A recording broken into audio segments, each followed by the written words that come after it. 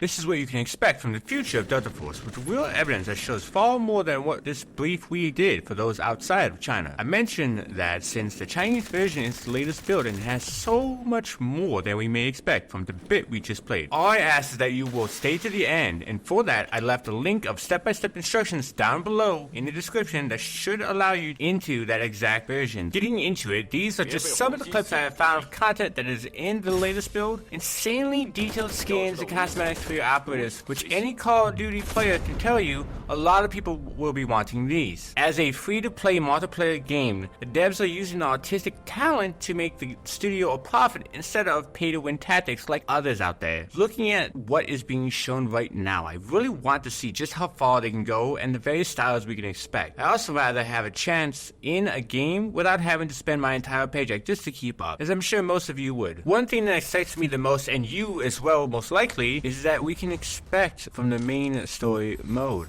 This would be a retelling of the Black Hawk Down mission and bringing new HD cinematic warfare. For those that missed those early Call of Duty era of gaming, know the feeling of that playing the one soldier who's fighting for his way to save everything around him. The devs have said that this will be in Unreal Engine 5, which is sure to bring the most realistic experience into war that many may not be ready to see. There will be the original Black Hawk Down story that takes place in 1993 and the 90s, and then a future version set in 2035. This being something I assume will be completely original in creating the lore of the current operators and weaving it all together from what we have seen from the playtest. The gameplay overall looks more refined from what I've seen. Now this footage is from the mobile version, but does show some usable info. Firstly, this is a new map we haven't seen before named Penetration. I imagine it to be a lot of close quarters combat, which is perfect for those that just want to get right into the fight in combat without waiting for any kind of running around the map. The game is also so optimized that players with even low-end GPUs and setups can play without issues. Obviously it has to be, since a lot of people are playing this on iPads and other small mobile devices. For me especially, and let me know if you agree or not, but I'm ready for a game to come out that you don't need a NASA supercomputer to play on to have an ideal and enjoyable experience. Seems with each new game that comes out every 6 months or so, it's made for tech that hasn't even been released to the masses, aside from a few who have the means to get tech on release. If you want to know what to expect from this from a tarkov player's point of view, then this is what you need to watch next.